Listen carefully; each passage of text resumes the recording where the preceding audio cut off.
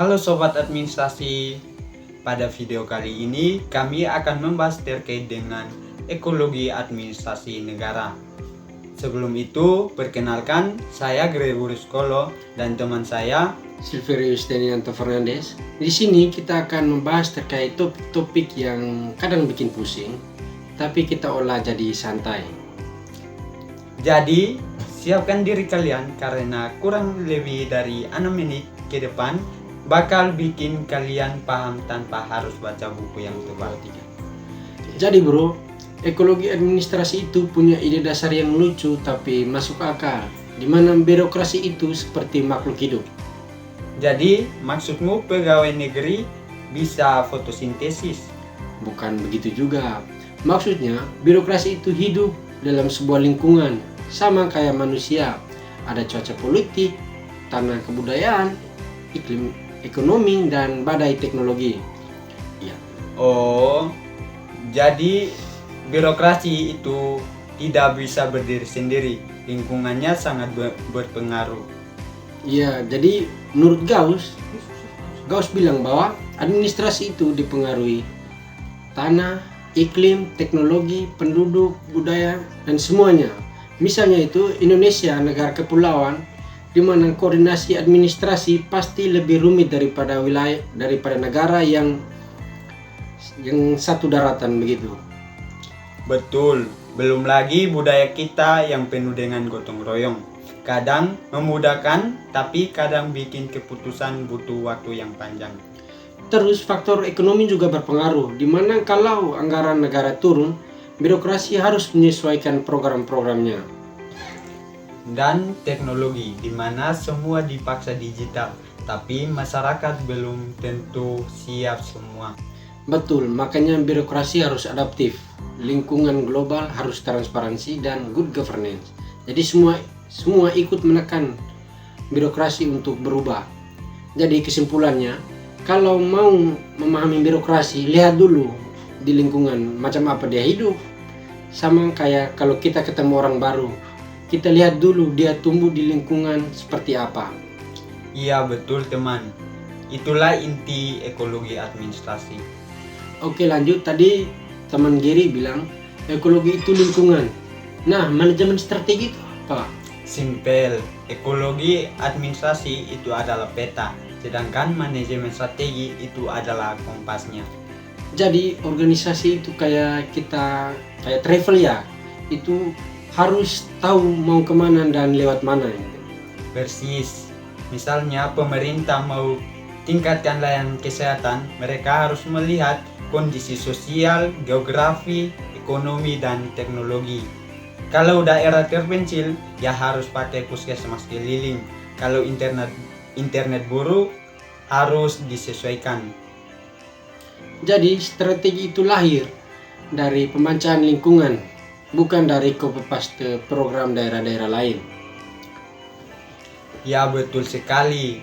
Nah, terus ada prinsip homeostatis, di mana organisasi harus tetap seimbang dengan lingkungannya. Kayak manusia lah, kalau dingin pakai jaket, kalau panas cari angin. Jadi birokrasi itu juga harus gesit gitu. Betul, makanya dalam manajemen strategi ada 3 langkah yang besar. Yang pertama adalah formulasi, yang berbicara tentang menentukan visi, misi, dan strategi. Yang kedua adalah implementasi, menjalankan rencana. Dan yang terakhir adalah evaluasi, yaitu cek hasil lalu perbaiki kalau perlu. Jadi strategi itu bukan sekali jadi, mirip bikin upload konten begitu, lihat respon dan revisi lagi. Iya betul, intinya organisasi tidak boleh kaku. Kalau lingkungannya berubah, strateginya harus ikut berubah. Nah selanjutnya kita akan kupas salah satu kebijakan yang dibuat pemerintah yang sebenarnya bertujuan untuk mensejahterakan masyarakat, tetapi justru berubah menjadi semacam neraka bagi warga yang terdampak. Untuk itu saya persilakan teman saya Jerry untuk menjelaskannya lebih lanjut. Nah, salah satu contohnya ada di Sulawesi Tenggara. khususnya terkait dengan aktivitas tambang nikel. Di sana, tambang yang awalnya dijanjikan sebagai jalan menuju kesejahteraan malah merusak ekologi pesisir. Laut menjadi keruh karena limbah dan sedimen. Terumbu karang rusak, mangrove hancur, ikan menjauh dan nelayan kehilangan pencarian. Dampak kesehatannya juga berat, mulai dari penyakit kulit, sesak napas akibat debu, hingga air sumur yang tercemar dan menyebabkan berbagai infeksi.